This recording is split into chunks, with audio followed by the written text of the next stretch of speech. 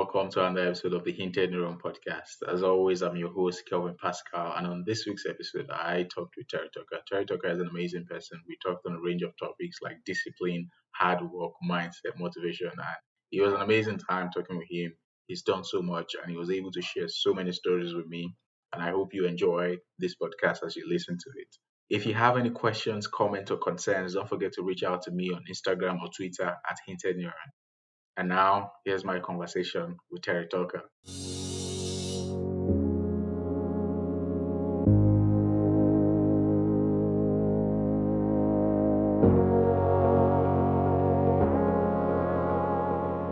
Hello, I'm here with Terry Tucker. Terry Tucker, thanks for coming on the podcast. It's really a pleasure having you here because you've worn many hats in your lifetime, and I really like your story. You've been a basketball coach, you've been in the police, you've shared like several things, and you have like a managerial experience in different corporate environments, and it's really a diverse thing you've done with your life and your story. You've done so many things, and I'm really humbled to have you on the podcast. So I just want to pass the mic to you to maybe introduce yourself in your own words so that we can start the podcast. Well, Kelvin, thanks for having me on. I'm really looking forward to talking with you today. Sure, a little bit about me. I grew up on the south side of Chicago, one of the larger cities here in the United States. I'm the oldest of three boys. You can't tell this from my voice, but I'm 6'8" tall and actually went to college at the Citadel in Charleston, South Carolina on a basketball scholarship. When I graduated from college, I'm really going to date myself now, Kelvin, but this is long before the internet was available to help people find employment. So I moved home to find that first job. And I did find it in the corporate headquarters of Wendy's International, the hamburger chain, in their marketing department. That was the good news. The bad news was that I lived with my parents for the next 3.5 years as I helped my mother care for my father and my grandmother, who were both dying of different forms of cancer. After I left Wendy's, I actually went to work for the hospital that cared for my father and my grandmother. And then at 37 years old, made a major pivot in my life. And as you mentioned, I became a police officer. And part of what I did during that experience was I was a SWAT hostage negotiator. After that, I started a school security consulting business. As you mentioned, I coached girls' high school basketball when we lived in Texas. But for the last 12 years now, I've been battling a rare form of cancer, a rare form of melanoma that's seen multiple amputations. And I currently have tumors in my lungs, which I'm being treated for. And then I guess just finally, my wife and I have been married for 31 years. We have one child, a daughter, who's in the military here in the United States. Yeah, that's a really good story, Terry. And you've done so much, and I think one of the things that really caught my interest. I don't know if this is a good place to start, but I wanted to open the Pandora box from there. It's like as someone who has done so much or always has like a feel for doing something, because it seems as though you're someone who wants to be up and doing, who likes to do stuff, who likes to exert themselves in life. I wonder how it felt for you when you started to go through those rough patches of diagnosis, the treatment plans, and all that. I wonder how that must have felt for you, like seeing yourself in that situation. Yeah, that's a great question. You're right. I have done a lot of physical things in my life. I played college basketball. I was a police officer. I was on the SWAT team. And now I'm in a wheelchair, having had my left leg amputated right in the middle of the COVID pandemic. So how do you balance those two? And the way I look at it is when you can't do what you're good at, you do what's important in life. And that's kind of where I feel I am in my life, doing what's important. And, I've seen so many people, Kelvin, in my life that feel that they're born empty and that when they get out of school and get into life, whatever that looks like for them, that then their job is to fill up their empty self. They've got to get the best employment and make the most money and drive the nicest car and live in the nicest place and have all the latest gadgets and gizmos. And what I found is it's just the opposite. We're not born empty. We're born full. We're born with everything we need to be successful in life, however you define that word success. We just need to find it, pull it out, and use it for our benefit. So, our job in life should not be to fill ourselves up. Our job in life should be to empty ourselves out with our unique gifts and talents, certainly for the betterment of ourselves, but also for the betterment of our families, of our friends, of our communities, of our countries. And when you look at life that way, when you look at, I've got to do all this stuff, and the more stuff I get, the happier I'm going to be. And what I found is people aren't happy because there's always one more thing. There's always one more gadget to get. There's always one more job to go after. There's always one more thing. And we always feel that when I get that one thing, then I'll be happy. But you're not, because there's another thing after that, and then another thing after that. So instead of looking at life as to what I can get, look at your life more as what I can give. And it's amazing how your attitude, how your just the way you feel about yourself, other people, you're happier, you're less stressed because you're giving of yourself based on unique gifts and talents that you have. Yeah, what you said is pretty interesting. It reminded me of a time in college where my freshman year of college, and then my friends they asked me what amount of money would make me happy right now. At the time, I told them a certain amount. At the time it was pretty small, and then maybe 5 years or 6 years later, after I graduated from the university, and then I thought about that specific moment. It's like, damn, now if you ask me that same question, it's even a bigger amount. It's just like at the time there was a particular amount that would make me happy. Now there's another bigger amount that would make me happy, and it's just like I think it was like a mindset shift for me because it's like, oh, there would always be more and more stuff that I'm gonna be reaching out for to if I kind of hinge my own like happiness on things like life is money and all. Yeah.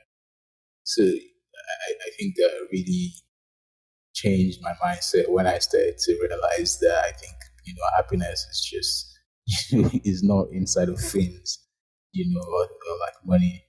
It's just like something that we can create for ourselves every single day and every single. You're right. It is. And I remember recently I had a young man who just graduated from college, and he had been a football player at his college, his university. And he reached out to me on LinkedIn and we connected. And he said, could I have a conversation with you? Could I call you? And I said, sure. And so we ended up having this conversation. And he said, I'd like to ask you some questions about this job that I am applying for and what questions you think the hiring manager is going to ask. And I said, well, before we do that, I said, I'd be more than happy to talk to you about that. I said, but let me ask you a question. I said, if there was one thing in your heart, one thing in your soul that you believe you're supposed to do, what would that one thing be? And he thought about it for about 5 seconds. And then he blurted out, he said, I'd be a high school football coach. And I said to him, then why are we talking about a sales job? Yeah. And he said to me, because I've got to get money. I've got to make money. And I understand that. I mean, when I graduated from college, I didn't have any money either.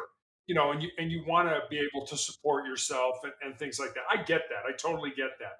But you're right. I mean, that how much money is enough? And will you be happy with that? And I've always felt that, if you don't know your worth, if you don't know your values, if you don't know who you are as a human being, you will always default to, I want more money. More money will make me happy. And if you can spend some time not worrying about the money, but thinking about what's important in life to me, what are the things that I feel I've been called to do in this life, and do they match up? How can I match those things up with a job or employment or something like that? Then you start to get into what you really value in your life, what's important to you, and what type of human being you are. You know, I was thinking because on the like topic of I think jobs and all. So I because you had like a type of switch where you were like a corporate marketing manager at Wendy's, and I don't know which came first. Okay, the I think the corporate marketing manager when this came before the basketball coach. I wonder what that switch was like. Maybe like what maybe made you to make that switch, and what kind of cultural shock you experienced when you made that switch. Yeah, it was.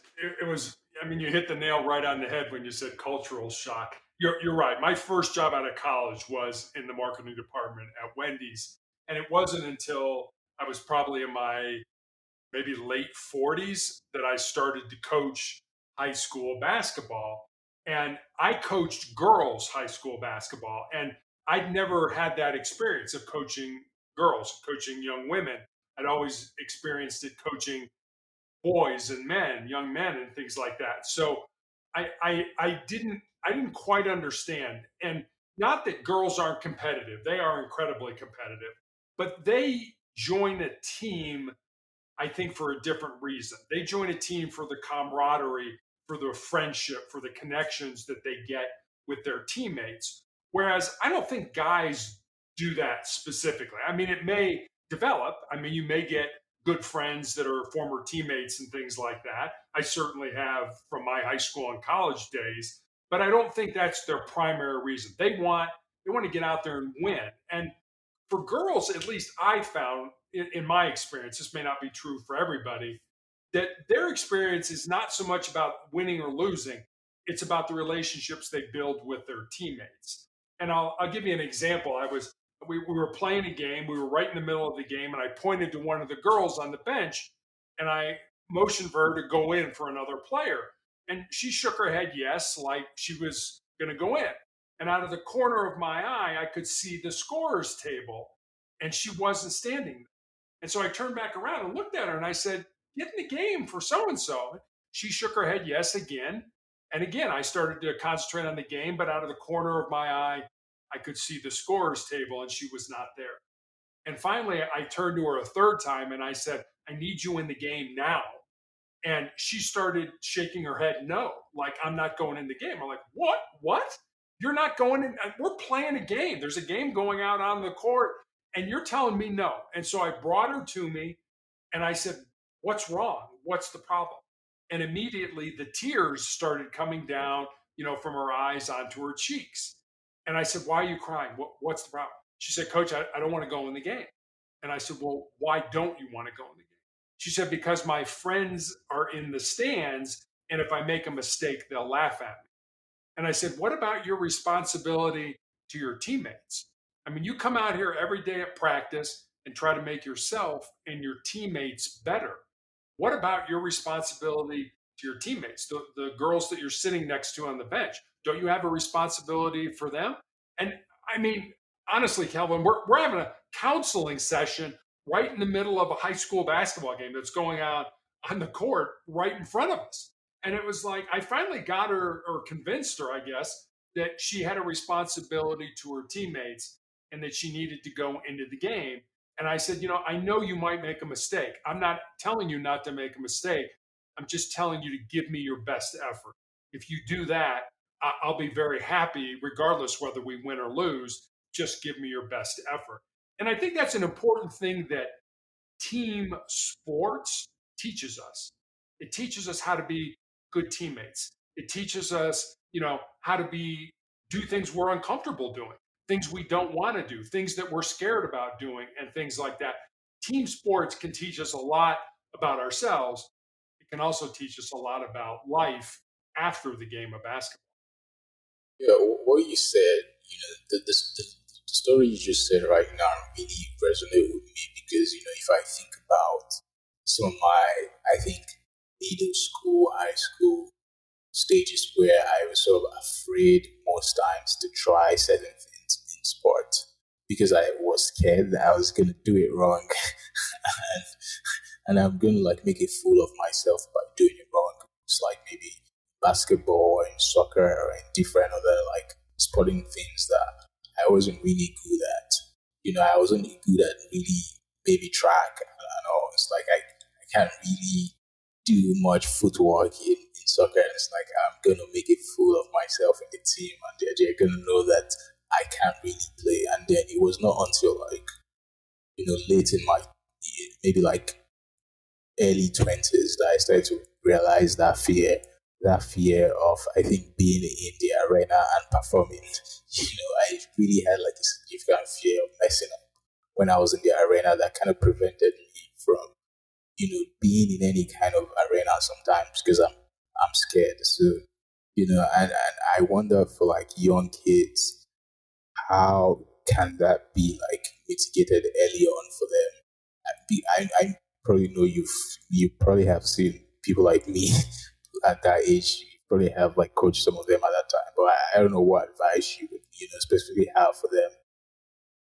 Yeah, that's a great question, and you're right. I think fear in general, regardless of whether we're a young person, middle aged, old, whatever, fear I think is one of the biggest things that is an impediment for us to thinking big, to thinking what it means to be great in our life, and that's the problem. We care too much about what other people think, and you're right. I've had the experience of coaching young people that were in that situation. Coach, I'm afraid I don't want to play. I don't want, and I get that.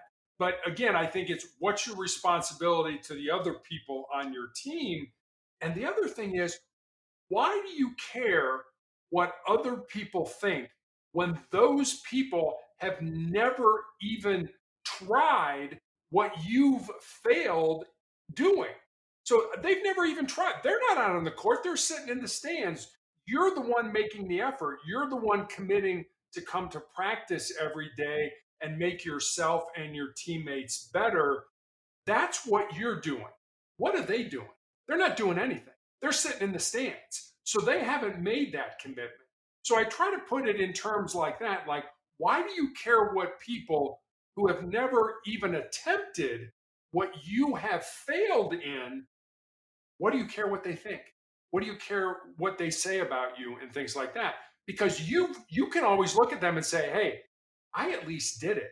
I was the person in the arena. I was the person on the field or the court that was trying. You weren't doing anything." So you can sit and criticize me all you want. You can sit and make fun of me all you want, but what leg do you have to stand on? Because you're not even trying. You're not doing anything out here. So why would I care what somebody who's never tried what they say? And I think that really is one of the biggest problems that we have in life. We care what other people think. And I think, let me just take that a step further. We also look at other people and say, I want that. And not because we want it, but because they have it. We don't want something, it's like, I'd like to have X, I'd like to have a nicer computer, a nicer laptop, whatever. But I want what he has. Why do you want what he has? Because he has it. It's not like you've thought about the type of laptop you want or you've done the research on it. You want it because they have it. You want the amount of money that that person makes, not because the money is going to make you happy, but because they have it. And I think that's again where we get in trouble. We all have our own journey. We all have our own road to travel.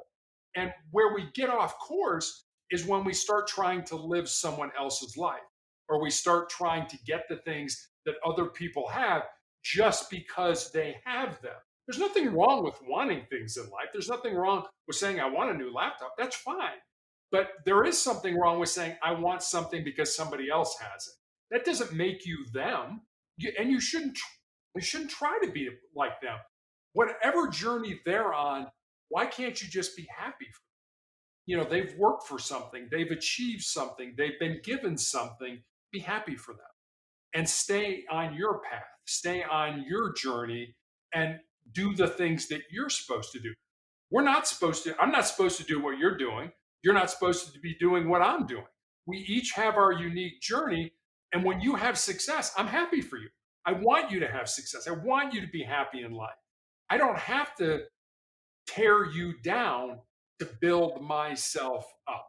Does that make any sense? Yeah, yeah, and it just really reminded me of something I was thinking about. I think a few years ago, when I started to make some observations of certain people who would pivot all the time when they see other people, like maybe they see something that's working for someone, and then they pivot what they are doing and just like go try what the other person is doing because they think that that would work for them. So they're never really onto any type of consistent thing for themselves. They're always changing course of like, oh, that worked for this person. Maybe I should try it. This worked for that person. Maybe I should start to do that. And they're just like always never really in a consistent road towards one thing long term. They're just always changing based on like I think what they see other people do, and I think as like young people, I think that can like maybe as like a young person that can be really derailing because like some of them I saw or I made observations on at the time never really had any specific skills or like talents that they've like nurtured for a while. They're just always changing based on what's new and what they see is working for some. Yeah, and you make a great point, and I know certainly in my life, and maybe you can talk to this uh, as well. We tend to think that we've got certain arbitrary benchmarks where we say, okay, I'm 32 years old and I don't have the job I want. I'm not making the money that I want. I thought I'd be married by now. I thought I'd have a family by now. And so we tend to say, well, gee, our life is a failure. Our life is not going the direction that we wanted it to go. And I think when we look at those small individual benchmarks, that we tend to get down on those. And I heard somebody, wish I could remember where I heard this, but he talked about looking at our lives instead of in the abstract like that, like one single event here and there. He said, look at your life in decades. For example, in your 20s, do everything. Try anything that you think even remotely seems to be interesting to you. Get involved, make mistakes, volunteer for certain things, go to certain things that I don't know if I'd like that play or that music or whatever. Just do everything in your 20s.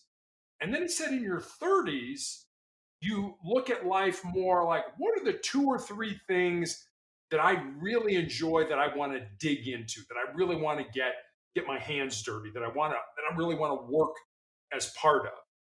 And then he said in your 40s, find that one thing because in your 40s, you're more established, you've got more experience, you're more mature. Find that one thing in your 40s. And then in your 50s and your 60s, you can reap the benefits of the work that you did more in your 30s and your 40s. And I like that way of looking at life because you don't pigeonhole yourself to say, well, by 32, I need to be making, $150,000 a year and I need to be married and I need to have two kids. And when you don't, then you tend to look at your life as, well, I'm not where I thought I was supposed to be. But that's an arbitrary, I guess, timeline. You're just saying by this date, and there's no rhyme or reason to it. It's just you pick the date. By the time I'm 32 or 34 or 35, I want to be here. Well, you're not there. But look at your life in decades, and I think it opens you up to more possibilities to saying, okay, I'm 32, but I'm not married yet. That's okay. I still got the rest of the decade. I still got 8 more years to figure that out. So you don't pigeonhole yourself to a place where it's like, I'm not happy because I'm not meeting an arbitrary benchmark that I set for myself. Yeah, and I think maybe to a great degree for some people there's like maybe some societal like expectations that would make them box themselves like that, just try to maybe based on what they see in society as quote unquote might be normal. So they don't want to like follow those normal things, and then they are scared to deviate from or like follow their own track of what they feel is good for them. They kind of want to like, oh, this is how some people have done it. Let me just do it like that, something like that. I don't know if it takes, specific types of mindset to be able to see that, I don't need to do all that, because that's how some people do it, like do my own thing the way I want to. But let me just take a tangent here right now because I'm really interested in your time as like a hostage negotiator, and I wanted to know, I think, what was some of like your memorable experience during that time, if you had like come across really interesting characters and or great experiences or bad experiences that you would like to share. Yeah, I think as a police officer in general, you do come across a lot of characters, Yeah. a lot of people that you're kind of like, oh, I don't know if mom would be real proud of you right now, but hey, that's okay. You've got to make your own decisions. Uh, Hostage negotiating was very interesting for me because I learned a lot about how we as human beings communicate with each other. And I'll give you an example. So, when I first started, I was given a formula of how human beings communicate with each other. And that formula was 7, 38, 55. So 7% of how we communicate a message to another person are the words that we use. And how many times have we said, we've said something and you're like, ooh, maybe I shouldn't have said that, or maybe I should have said it in a different way. That's only 7% of how you communicate a message. 38% is the tone of voice that you use with that message. And then 55% of how we communicate a message to another person is our body language and our facial expressions. So, understanding that formula and realizing that if somebody has barricaded themselves in their house, in a business or something like that, and they have a gun, we're not in the room with them. We are many times talking to them either outside or even blocks away on the phone. So, what we did not have was the luxury of that 55%. So, if I said something to them, I couldn't see them kind of roll their eyes and be like, oh, I can't believe he said that to me. He's so off base. So, we had to get good at figuring things out, certainly based on what people were saying, but also what they weren't saying and how they were saying it. And the overarching theme of all this is trust. And Kelvin, you know this. I mean, any relationship you have in your life, whether it's with a friend, whether it's with your parents, your siblings, your boss, Yeah. the overarching theme, if that's a good relationship, is trust. Can I Yeah. trust this person? Do they trust me? And so trust is huge. But we're trying to negotiate with a person who's obviously having probably one of the worst, if not the worst, day of their life. And we have no idea why we're there. We've never met this person. We have no idea what their background is, what their education is, what got them to the point where they took a gun and barricaded themselves or they took a hostage. So we had to start basically using what we call tactical empathy. Now, I think you can get rid of the word tactical and just talk about empathy. In other words, if I was negotiating with you, Kelvin, it would be like, well, Kelvin, help me to understand where you're coming from. And again, the important word there is understand, not agree. I'm not going to agree with you. If you were a homicide suspect that just murdered 3 people, I wasn't going to agree with you. But I did need to understand because understanding builds trust, and trust leads to getting to a point where I can hopefully suggest things that will get you to come out safely. Yeah, that's pretty interesting because it's like there's a thing you talked about, like even earlier, talking about like relationships and like how almost everything like boils down to that. Like you were speaking of that. So it's interesting because I was thinking about how in that moment of negotiating with a person, you're trying to form, at that very moment, some type of relationship with this person in some ways that would make them trust you, them to like give you maybe information that you want that could be helpful, or for them to, you know, you know, or just to help some type of event happening around that time. So it seems to me that that trait of building that type of instant relationship in that spot is like a really significant skill. you know and I don't know if that also translates to, I think, leadership in some ways, of making people trust you because you held some leadership positions in your life. So you probably have had like difficult situations with maybe people that were like under your managerial like role or something. So I kind of wonder how that translates between the two: building relationships, having people trust you, and having people be able to come to you or something like that. Yeah, that's a great question. And you're absolutely right. I mean, trust is developed by being a person of character, a person of integrity, of doing what you say you're going to do. And for example, when we were negotiators, people would say to us all the time, "Hey, I'll come out, but you have to promise me that I'm not going to go to jail."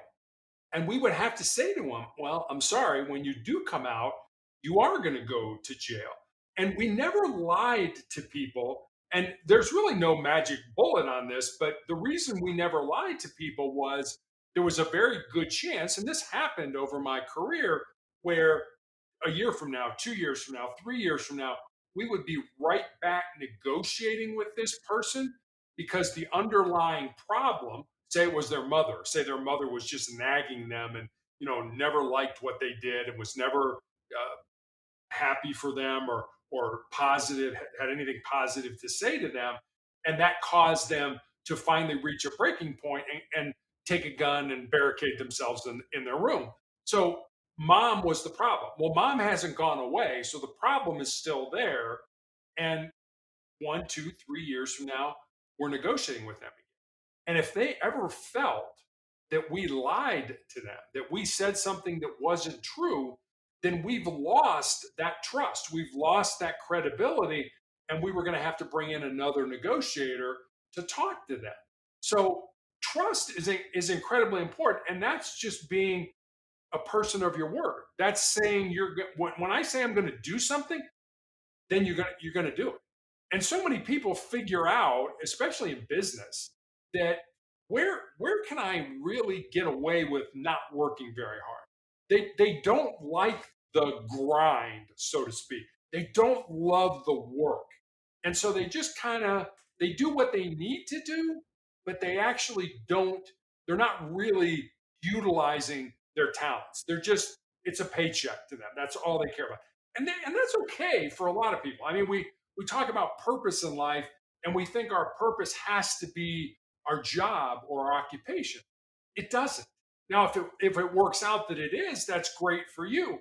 But it doesn't. I mean, your job could be over here. It's what you do to pay the bills, but your purpose is over here. Your passion is over here. You want to paint or you want to write or you want to be an activist or whatever you decide you want to do. So and I heard this saying one time that said, never follow your passion, but bring it with you everywhere you go.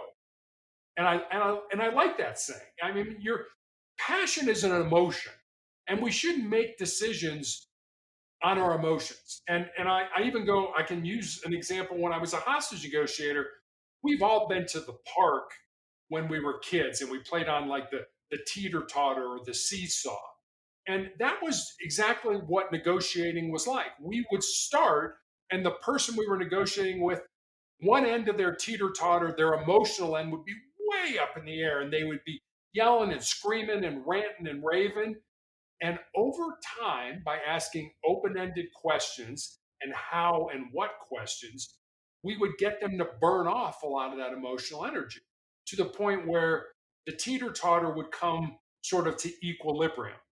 And then again, by continuing to talk to them, asking them more questions, we would hopefully get to the point where their rational brain was up in the air and their emotional brain was way down on the ground.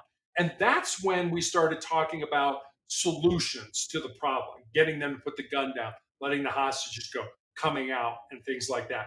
Because we all make better decisions with our rational brains more so than we do with our emotional brains. When we're emotional, we don't necessarily make good decisions.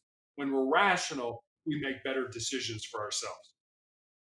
Yeah, and that's something that, I've realized, I think, in myself, and I think in a number of people. It's like, because I want to make good decisions.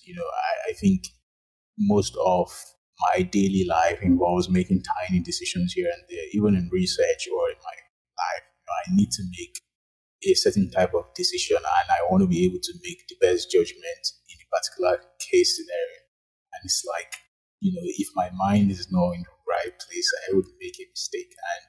And, I don't know if it's a good trait, but in some ways, I'm scared of making a mistake because of bad decision making. And then it's like I'm always trying to optimize for the right state of mind in some ways, or trying to avoid things that could lead me down a path where my decision making or my judgment would, be flawed. And I don't know if that's I don't know if that's something, I guess, that can be taught, because I see that in society today there are like some decisions that, it's just based on observation. People, you see people make certain decisions, and it's like, that's not the best judgment. Or like, they had good options as well, but they didn't make the best decision in that scenario. So I was like, is decision making something that can be taught, or does it have really to do with how someone's mind and emotion works?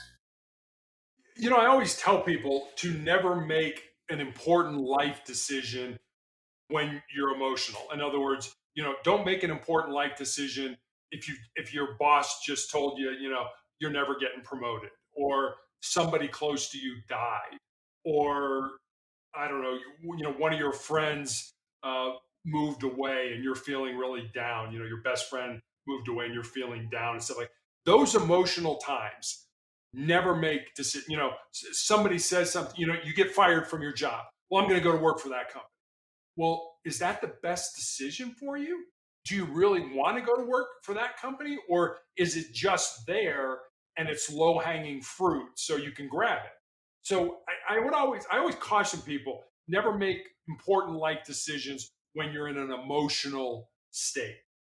Somebody dies, you get married, you get divorced, you have a baby, you get let go from your job, you find out you have a chronic or a terminal illness. Those are all life changing events. And you should not make an immediate decision after those events, in my opinion, because you're using your emotional brain at that point in time. There's a lot of things going on.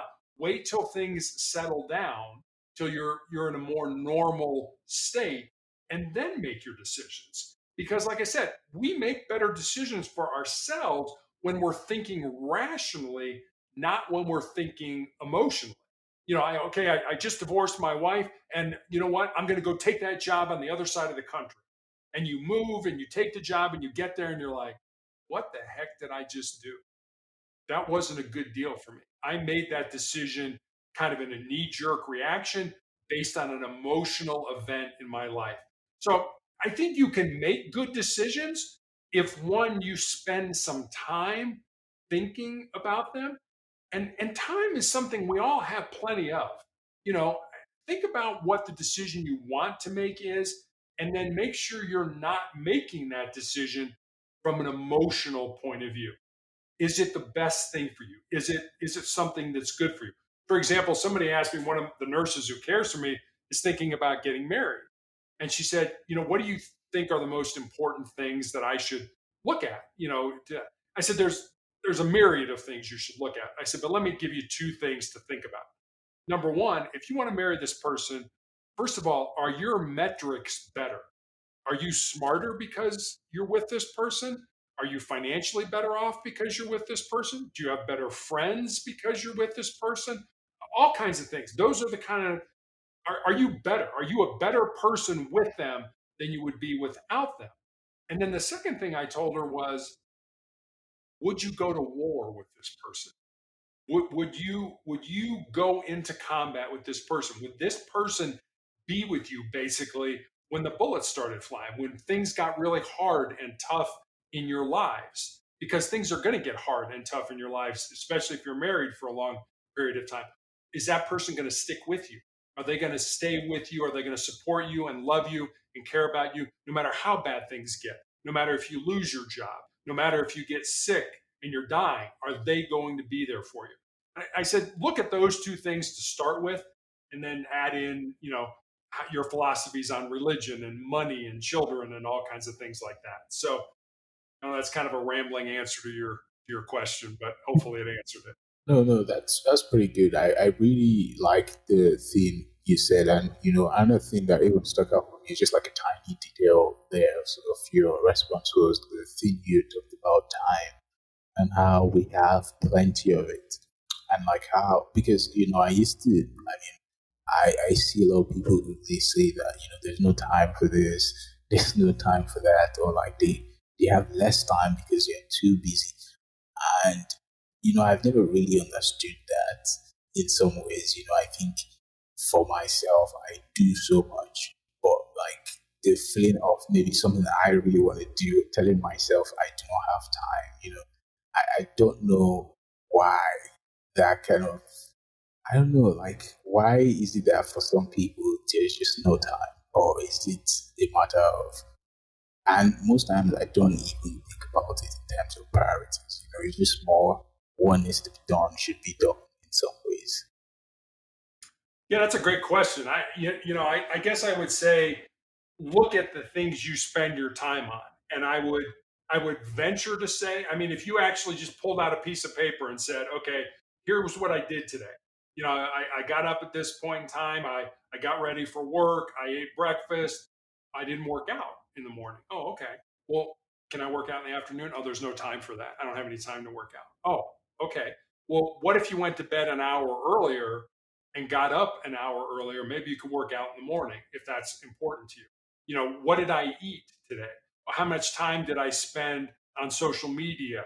How much time did I spend, you know, doing stupid things, watching television or Netflix? I'm not telling you not to relax. Absolutely you should relax in your life, have some downtime. It kind of gets your brain fog out of the way and allows you to focus better. But if you would really look at the amount of time you spend on social media, the amount of time you spend watching TV, the amount of time you just spend being lazy and not doing anything productive, then you would probably look at that list like, oh my gosh, there are all kinds of places in there where I could find more time to eat better, to spend more time with my family, which is important to me, or my friends, which is important to me, to exercise, to improve my mind. What am I going? I want to read. I want to read more. I want to read a book. When I don't have time to read, well, why can't you set aside 30 minutes before you go to bed to read a book, to read part of a book or a magazine or something like that? So, I mean, the amount of time that we waste, and I am absolutely guilty of this myself, where you do something on social media and 30 minutes goes by and you're like, well, that was 30 minutes of time that I'll never get back again, but was a total waste. It provided me no value. So, what value are you adding to your own life? We always talk about value in terms of adding value to your job or adding value to your friends or to your family. What value are you adding to yourself? What are you doing to make yourself a better person emotionally, mentally, physically, spiritually? What are you doing to make yourself a better person? Yeah, I think that's a pretty good response because it's something that, that even I think for myself, like you said, I'm also guilty of sometimes you just do something and it's just like, what did I get out of this? It's like, oh, this is not even really the thing I plan to do at this particular moment. Yeah, I think it's something that we can all be mindful of. But yeah, I wanted to go back to I think something you had said earlier in the conversation because I remembered a time in my life. I was in my third year of university, and I studied industrial chemistry at the university, and then there was a time I was doing this particular semester. I was doing 18-hour labs every week. And it was a very intense period, very painful and stressful. And I was doing a lot of work. assignments, lab reports for different classes and all. It's like a very stressful time. I would come home with so much pain in my legs from standing in the lab for 6 hours sometimes in the day, and it was really painful. And then I was trying to like keep up with all the work, and then there was a day that I was walking back to my hostel, and then I just fell on the floor, and two guys came. They rushed me to the clinic on their back. They just like jacked me up on their back and rushed me to the clinic. And then on that sick bed, I began to cry. I think the reason the reason I began to cry was more, I think, because I was like, oh, what's the point of all this? In the sense of like, imagine if I just like died. It's like imagine I wasn't taking care of myself. I wasn't eating well. I was being stressed. It's like, what if something bad happened to me? Then it's just like all that is for waste. And then I started to cry because of that realization. So I kind of wanted to, ask you because you talked about something about some type of realization you came in once you like had your diagnosis of like if something similar, if it was kind of similar in that sense of like you coming to that type of realization of, oh wow, maybe there's like a different approach in some ways. Yeah, I mean, you obviously were in a situation where there are things in life that you want to do, but they're going to be incredibly demanding on you. Going to law school, going to medical school, working on your graduate degrees and stuff like that. You're going to spend a lot of time basically beating up your body, and you're right. You're going to do that, and I think that going into it. Okay, I'm gonna stress myself now when I'm young, so that hopefully, I'm gonna do the hard things now, so that down the road I will have an easier time. But you also have to be smart about it. I mean, your body is an incredibly hard machine to break.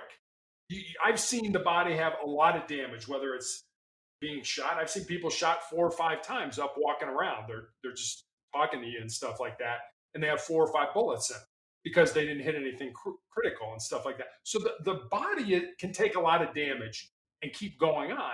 But you're right, and you experienced it. You got to a point where, okay, I can't go on anymore. I have not treated my body well. And again, that's kind of stepping back and looking at it and say, okay, I am really killing myself in these labs. I'm doing 18-hour labs. I'm really pushing myself. Well, how can I make my body better on the other end? Am I eating right? Am I getting enough rest? When can I sleep? When should I sleep? Well, I don't want to go to bed at 7 o'clock at night. I'm going to stay up and hang out with my friends for a while. That's a choice you make. You don't hang out with your friends. You go to bed at 7 o'clock. You're more well rested and things like that. So you have a choice on how you want to do this. And I would say that a lot of young people, they really hit it hard. In college and graduate school and on for different law school, medical school, things like that. They hit it hard, and they understand that they're going to physically hurt themselves, but there's going to be a reward on the back end if you can manage all that stress. And I'll end with this story.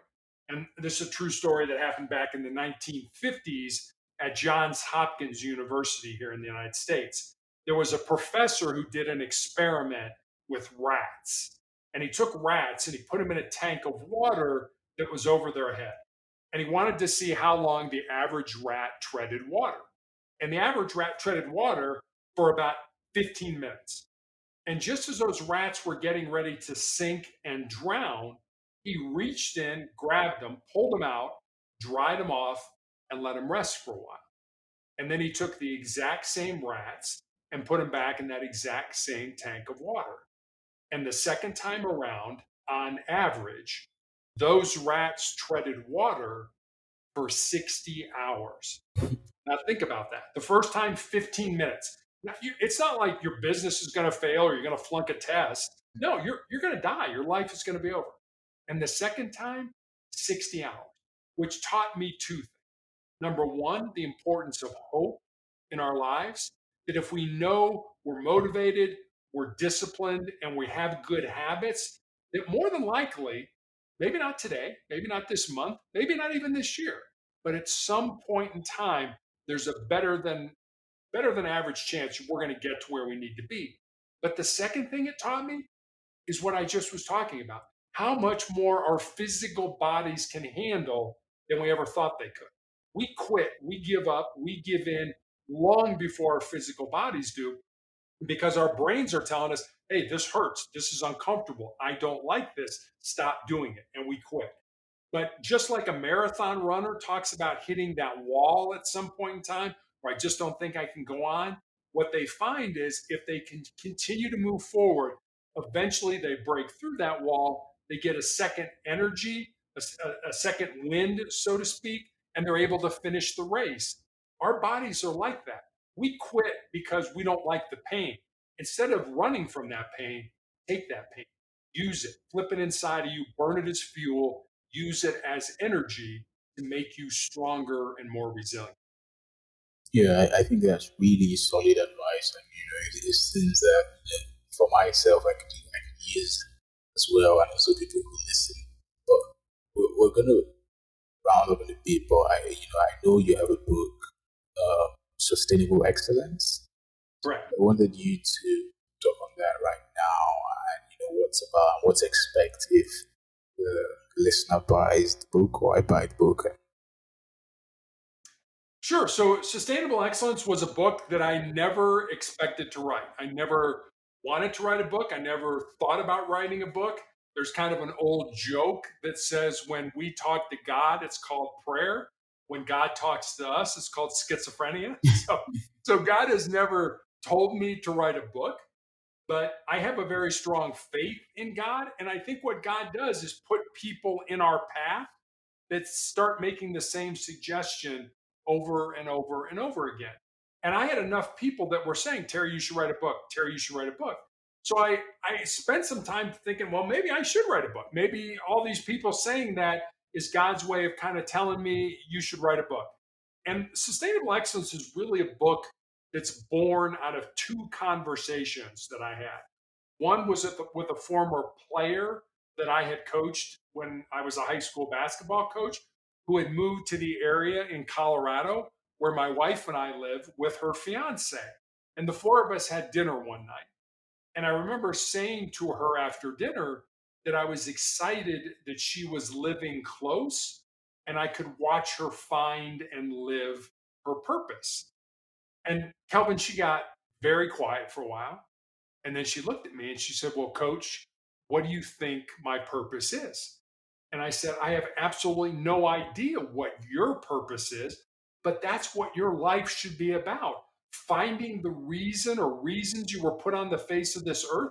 And there is a reason or reasons, using your unique gifts and talents and living those reasons. So that was one conversation. And then I had a young man reach out to me from college on social media, and he asked me what I thought were the most important things that he should learn, not to just be successful in his job or in business, but to be successful in life. And I didn't want to give him the sort of cliches that we all know, get up early, work hard, help others. I didn't want to give him that. I wanted to go deeper with it. So I spent some time and I was taking some notes and eventually came up with these sort of 10 ideas, these 10 thoughts, these 10 principles. And so I sent them to him. And then I stepped back and I was like, well, I got a life story that fits underneath this principle, or I know somebody whose life emulates that principle. So, literally, during the 4 to 5 month period where I was healing after I had my leg amputated, I sat down at the computer and I built stories, and they're real stories about real people underneath each of the 10 principles. And that's how the book Sustainable Excellence came to be. Yeah, that's pretty good. I think it's a really good experience. The narration you told, even especially for me, I'm beginning to learn something because for me, I think I like stories. I like to collect stories. I like to write them, and I like to observe and like write what I observe. And it's like I think for me, there's always been this excuse of I'm doing some other things, and it's like that's no that's no good excuse not to write. Because I want to write, I want to share certain things I've learned from people, talking to people, from observing, or even from my own life. It's like you writing a book at that stage is enough motivation for me to actually, get my ass to writing sometime as well. Yeah. I think we should all have a writing practice. And there have been times, I'll be honest with you, where people have said, what do you think about X? And I'll be honest with you, like, I don't know what I think about it because I haven't even thought about it. Yeah. And where I find I get clarity is if I sit down and just start to write about whatever X is, the economy or sports or whatever. And I start to write things out. And I think your thoughts sort of crystallize or come together when you write things in life. And so I think we should all have a writing practice, whether we publish it in a book or whether we just use it for ourselves to get clarity on things that we are interested in our life. Yeah, pretty good. I really love that advice. Well, there's a question that everybody gets to answer on the podcast, and that question is, what's the meaning of life? What's the meaning of life? That's a great question. I will say this. I'm going to say the meaning of life is two things. One is love, and the other is connection.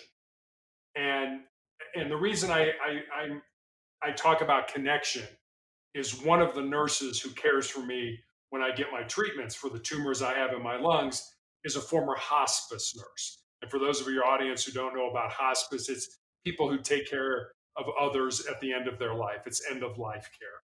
And she recommended a book to me. And the book was called Imagine Heaven.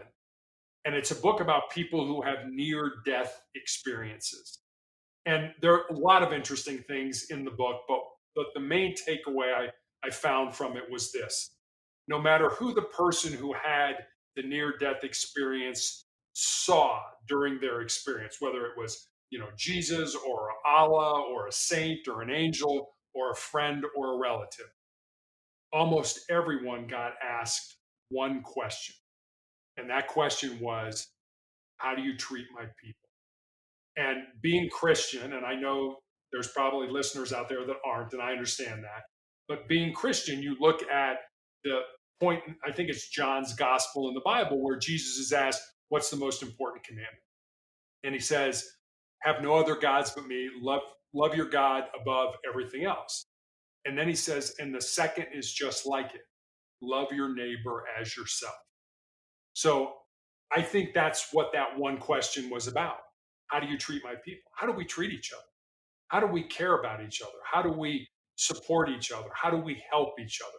How do we love each other? And if the meaning of life for me is anything, I mean, 100 years from now, nobody's even going to remember that I was here. And that's okay. But what I want the meaning of life to be today, now, is the connections that I have with other people, the love that I have for other people to try to make their lives better. Yeah, I think that's a really amazing point, and it's something I've started to implement in my life, for a while now. Just, putting myself in service to others, just giving as much as I can and helping people in the ways that I can. It's not just about myself. It's about what I can do, how I can be of help, how I can come through for people. Yeah, I think those are like really amazing points. But I think to round up now, it's been really lovely having you on the podcast. I think it's been a great conversation. I've learned a few things, and I think people who listen will learn as well. And I just want to thank you for your time and all your knowledge. And I would link I think you have a website that I would link to, and I think your book that I should probably also link to, so where people can find you. I don't know if there's any other thing you want to say, Terry. No, I think that's it. I guess I'll leave your audience with this one line. Ernest Hemingway, one of our greatest writers here in the United States, wrote a book called Farewell to Arms. And he has a great line in the book. And I think it applies to all of us at some point in our lives. And the line is this: life breaks everyone, and afterward, many are stronger at the broken places. So just like if you were to break your arm and they put it in a cast, that area where that break was would heal stronger than it was before. That same metaphor applies to all of us for life. That we have hard times in life, but if we keep going, we'll be stronger people because of that. So I'll leave it at that. Kelvin, thank you very much for having me on. I really enjoyed talking with you.